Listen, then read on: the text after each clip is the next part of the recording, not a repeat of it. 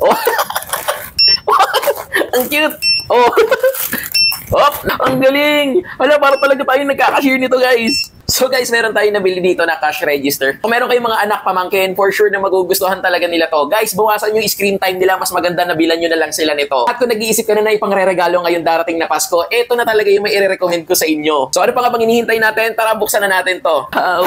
Oy, ang daming gamit. So ito, meron na siyang kasamang sticker. Para ma-assemble natin to, meron naman kayong paggagayahan. Ito. Yan, napakadali niya lang naman i-assemble. Guys, battery operated nga pala to. Kailangan nyo dito ng dalawang AA na battery para mapagana natin to. Grabe, ang cute. Tignan nyo yung mga sticker. Meron ditong calculator, meron ditong parang ATM. Ikakabit natin to lahat ngayon dito. Okay guys, eto na, naikabit na natin lahat ng mga stickers niya.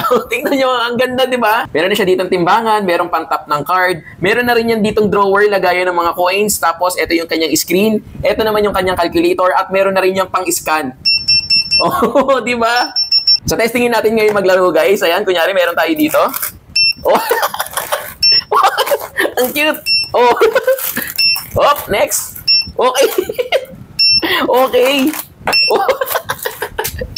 Ang galing. Wala, para talaga tayo nagkakashare nito, guys. Oh. Okay na po ba, ma'am? Bayad po. Sobrang nakakatawa talaga tong cash register na to, guys. Biruin nyo, para talaga kayong nagtatrabaho sa cashier nito, oh. O, di ba? Pipindutin mo lang yan dito.